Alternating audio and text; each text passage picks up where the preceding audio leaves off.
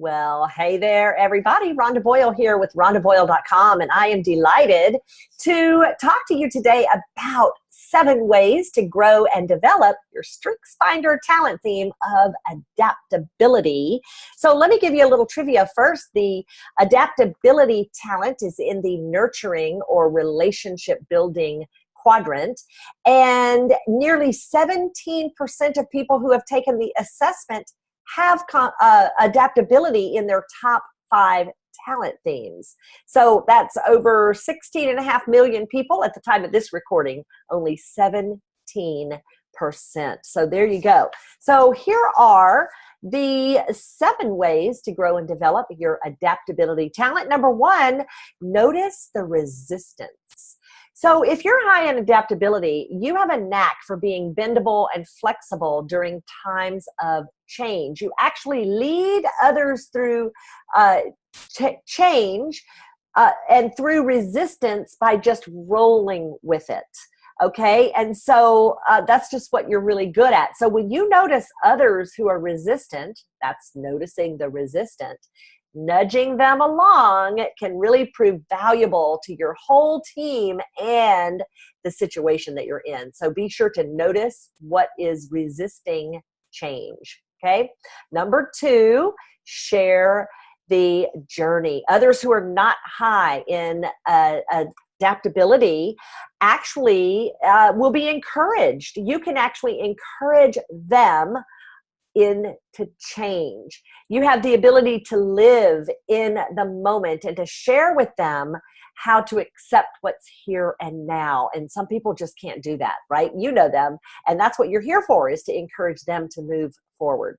Number 3, pay attention to the physical. What you're going to notice is that as tension builds through change, you're going to start to shift and crank up into higher gear as things move forward. So if you'll start to pay attention to your own internal signs of things, that things are about to change, it'll help you get ready in advance. Number 4, introduce spontaneity.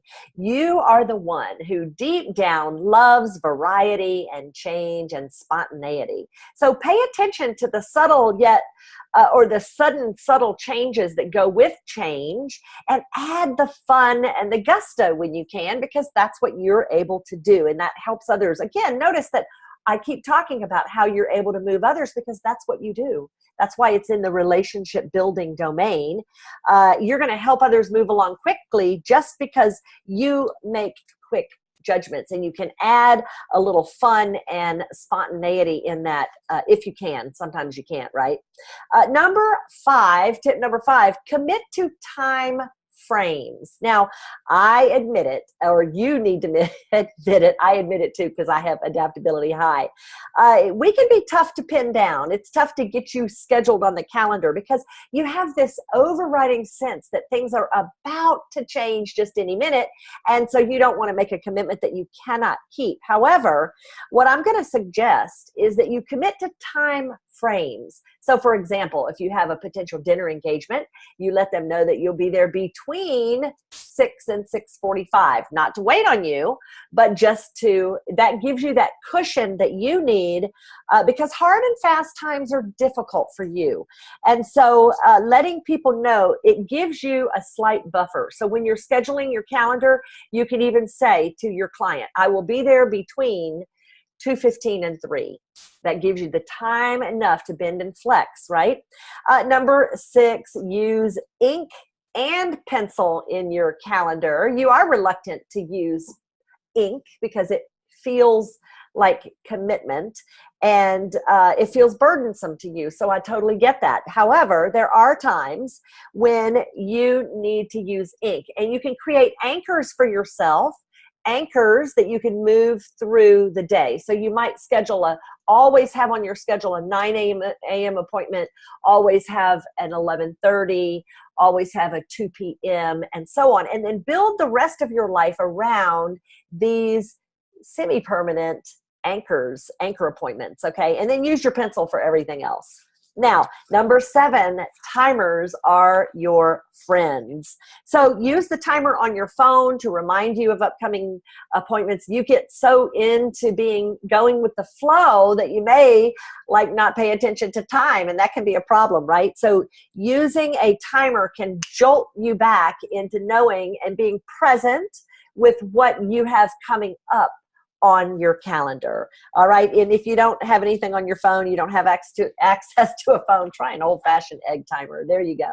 All right. So there you have it. 7 ways to grow and develop your adaptability talent. I'll go over them quickly again. Number 1, notice the resistance in other people to change, because those are the ones you're supposed to help. Number 2, share the journey. Show people what you see as you're changing and transitioning. Number 3, pay attention to the physical signs internally that things are about to rev up for you. Number 4, introduce spontaneity and fun when you can.